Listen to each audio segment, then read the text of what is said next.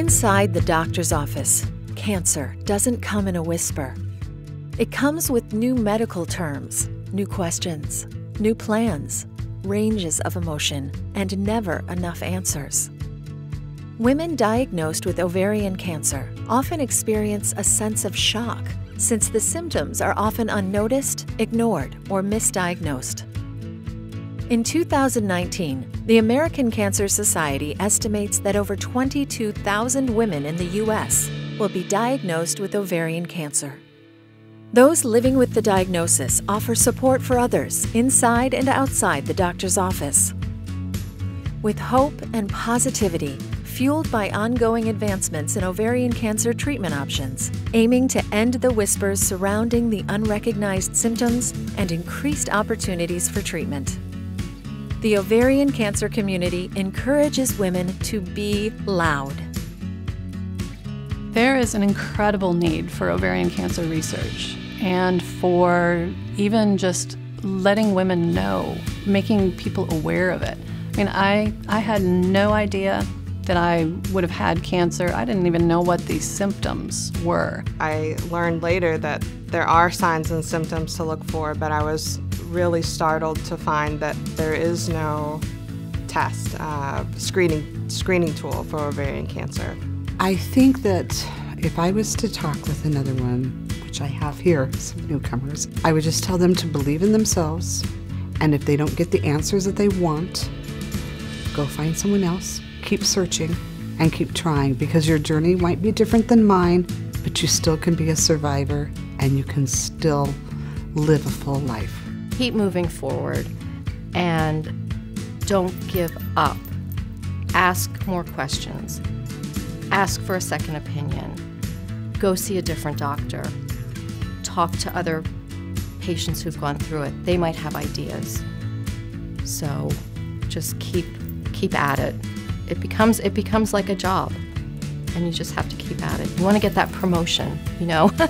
You want to get that raise at the end of the year. So you do what you have to do to be successful at your job, and you do what you have to do to be successful at living with ovarian cancer. I think when I was first diagnosed, and I hear this a lot from other people who are newly diagnosed, we're just not aware of what's going on in the ovarian cancer community. Why don't we know that teal is the color of ovarian cancer? Why isn't more being done? But as I connected to the community and learned, there have been a lot of people working really hard for many years in this space.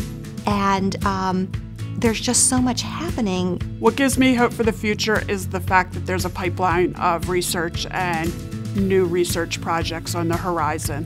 And also that I can live with the disease and enjoy each day. There's all the clinical trials and meds that they're finding that work better in combinations. There's lots of research, yeah.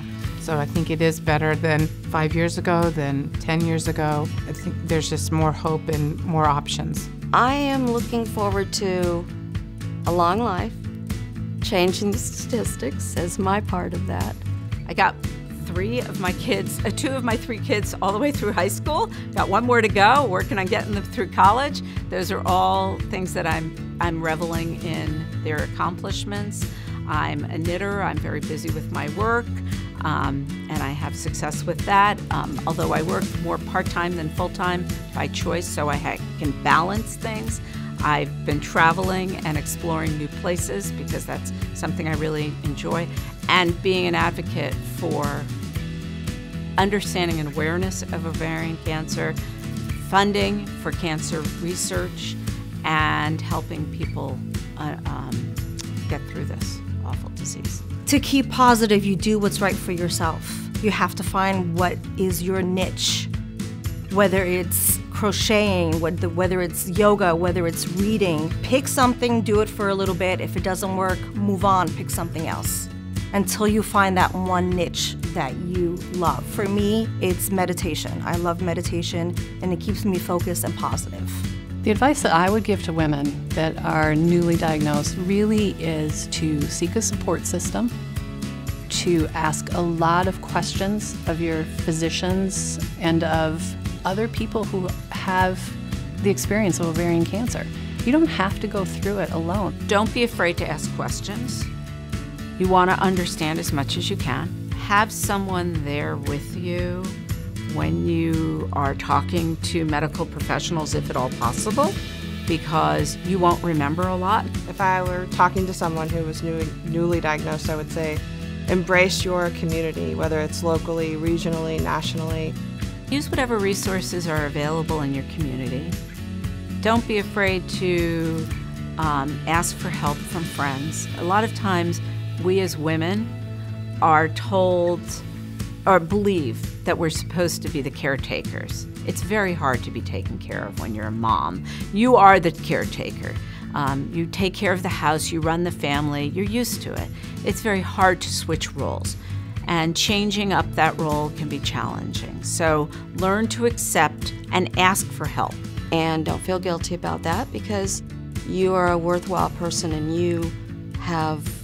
they want to help you for a reason, because you're a good person and you can contribute to this world and they want to have you in it. I think it's really important for survivors. I consider myself a survivor from day one. I think it's important for ovarian cancer survivors to connect with other survivors, because no one else understands what you're going through.